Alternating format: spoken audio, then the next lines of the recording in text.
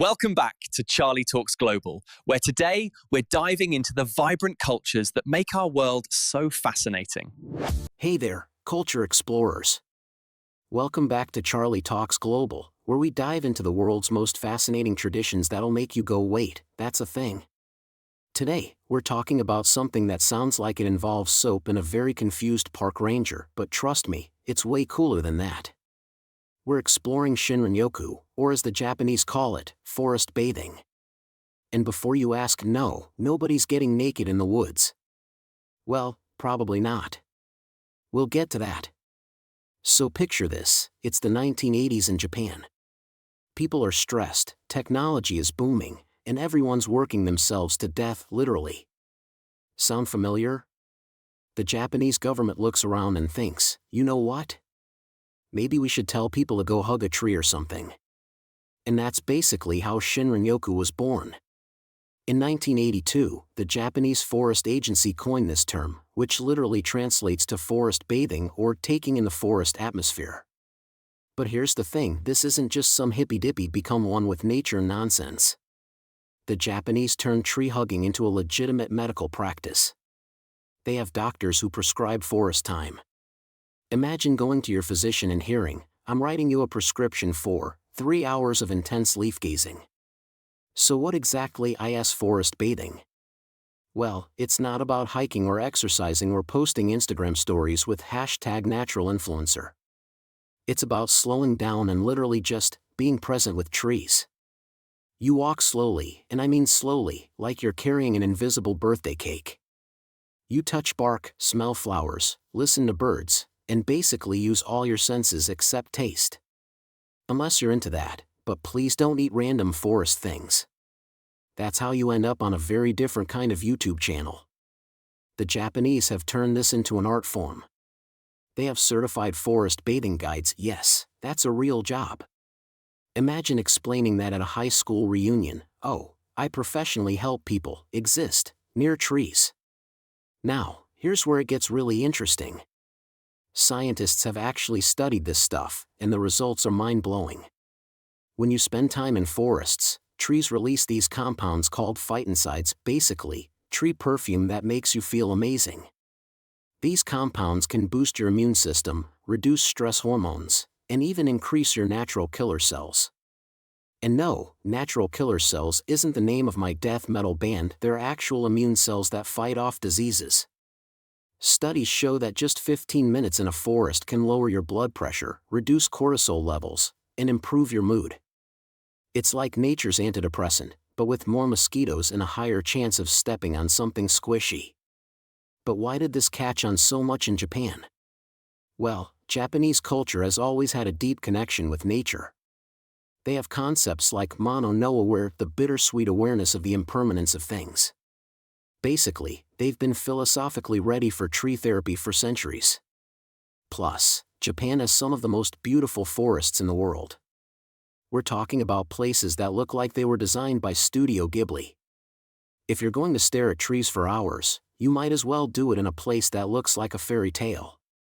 The practice has become so popular that Japan now has 62 official forest therapy roads, trails specifically designed for Shinrin-Yoku. They're like highways, but for feelings. So how do you forest bathe?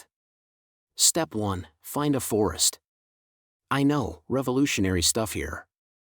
Step 2, leave your phone behind. Yes, really. That little dopamine dealer in your pocket has got to go. Step 3, walk like you're underwater. Seriously, we're talking about one step every few seconds. If a snail passes you, you're doing it right. Step 4, use all your senses. Touch the bark, does it feel rough or smooth? Smell the air, is it earthy, fresh, or slightly moldy? Listen to the sounds, birds, wind, that one guy somewhere in the distance who's definitely lost and calling for help. Step 5, just be. This is the hardest part for most of us. We're so used to doing, achieving, optimizing. But forest bathing is about radical non-productivity. It's meditation for people who fidget during meditation. Now, the beautiful thing about this practice is that it's spreading worldwide. South Korea has forest healing programs, Finland has forest wellness tourism, and in the US, we have people who charge $200 for guided forest experiences in Central Park. But seriously, doctors in some countries are now prescribing nature therapy for everything from anxiety to ADHD. It's like the world is finally catching up to what indigenous cultures have known forever, that nature isn't just pretty, it's medicine. I'll be honest with you, when I first tried forest bathing, I lasted about 5 minutes before I got bored and started making leaf boats. But then something weird happened. I actually started to notice things, the way light filtered through leaves, how different trees smell, the fact that birds are basically tiny dinosaurs having very dramatic conversations. And suddenly, 2 hours had passed. 2 hours. I can barely watch a 2-hour movie without checking my phone 17 times, but I just spent 2 hours staring at trees and feeling peaceful. It was like meditation, but with better scenery and less judgment about my breathing technique. So if you want to try this, here are my top tips. Start small, even 15 minutes helps. Find your local park if you can't get to a proper forest. Yes, that scraggly tree next to the parking lot counts. Go alone or with someone who won't judge you for sniffing leaves. This is not a group activity, despite what Instagram might tell you. Don't force it. If you're thinking this is stupid, I should be productive, that's exactly why you need to be there. And remember, the goal isn't to become a tree whisperer overnight. It's just to slow down and remember that you're part of this weird, wonderful natural world. So there you have it, Shinrin-Yoku, the Japanese art of forest bathing. It's proof that sometimes the best medicine is the simplest, just being present with trees and remembering that you're more than your to-do list.